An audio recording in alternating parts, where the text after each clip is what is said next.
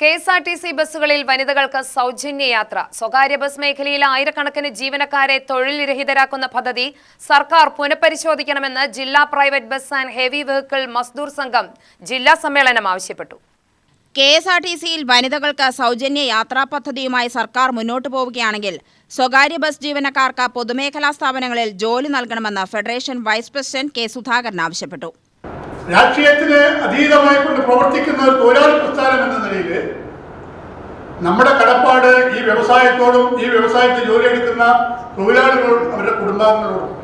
അതുകൊണ്ട് ഈ വ്യവസായത്തിന്റെ നിലനിൽപ്പിന് ഈ തൊഴിലാളികളുടെ കുടുംബാംഗങ്ങൾക്ക് അവർക്ക് ശാശ്വതമായിട്ടുള്ള ഒരു ജീവിത നിലവാരം ഉണ്ടാകുന്നതിനും അത് മെച്ചപ്പെടുത്തുന്നതിനും ഈ വ്യവസായത്തെ കൊണ്ടു നടത്തുന്നതിന് ആവശ്യമായിട്ടുള്ള നിയമനിർമ്മാണങ്ങളാണ് സർക്കാർ ഉണ്ടാക്കിയത്.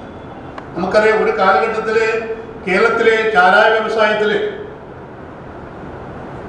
10,000-കണക്കിന് തൊഴിലാളികൾ ജോലിയെടുത്തിരുന്ന ഒരു വ്യവസായമാണ് ചാരായ തൊഴിലാളികൾ. അവർക്ക് വേണ്ടി ക്ഷേമനിധി ശ്രീമാൻ AK ആന്റണി സർക്കാർ ചാരായ നിരോധനം നടപ്പിലാക്കി. എന്താണ്ടായത്? പല തൊഴിലാളികളും ആത്മഹത്യ ചെയ്തു. കുടുംബം പോറ്റാൻ വേറെ വഴിയില്ല. ഇത് കേരളത്തിലെ ഒരു തൊഴിലാളി മേഖലയിൽ ഇത്തരത്തിലുള്ള അശാസ്ത്രീയമായിട്ട് നിയമനിർമ്മാണം നടപ്പിലാക്കുക വഴി ആ വ്യവസായത്തെയും ആ വ്യവസായത്തിലെ തൊഴിലാളികളെയും അവരുടെ കുടുംബാംഗങ്ങളെയും വഴിയാധാരമാക്കുന്ന ഒരു സംവിധാനം കേരള സംസ്ഥാനത്ത് നമ്മൾ മുന്നിൽ കണ്ടതാണ്.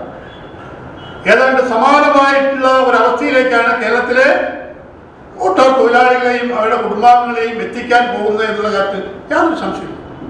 10 വർഷമായി പുതുക്കി നിശ്ചയിക്കാത്ത ഫെയർ വേജസ് അടിയന്തരമായി പുതുക്കി നിശ്ചയിക്കണമെന്നും അദ്ദേഹം പറഞ്ഞു. അനിയന്ത്രിതമായി വർദ്ധിച്ചുവരുന്ന പെട്രോൾ, ഡീസൽ, സ്പെയർ പാർട്സുകളുടെ വിലവർദ്ധനവ് മൂലം ചരക്ക് ലോറി വ്യവസായത്തിലെ ലക്ഷക്കണക്കിന് വരുന്ന തൊഴിലാളികൾ ദുരിതത്തിലാണ്. മോട്ടോർ ക്ഷേമനിധി ബോർഡിൽ പുതിയ തീരുമാനങ്ങൾ എടുക്കുമ്പോൾ തൊഴിലാളികൾക്ക് കൂടി ഗുണകരമാകണമെന്നും അവരെ കൂടി കേൾക്കണമെന്നും ആനുകൂല്യങ്ങൾ കാലോചിതമായി പരിഷ്കരിക്കണമെന്നും സമ്മേളനം ആവശ്യപ്പെട്ടു. സമ്മേളനത്തിൽ BMS ജില്ലാ secretary K Rajesh, general secretary V Sivadasan Ramassery, Ramesh, R Manoj Kumar, Venus, B Santhosh, CT Suresh, V Radhakrishnan എന്നിവർ സംസാരിച്ചു. R മനോജ് കുമാർ പ്രസിഡന്റായും V ശിവദാസൻ ജനറൽ സെക്രട്ടറിയായും CT സുരേഷ് ഖജാൻജിയായും തെരഞ്ഞെടുക്കപ്പെട്ടു. UTV news, Palakkad.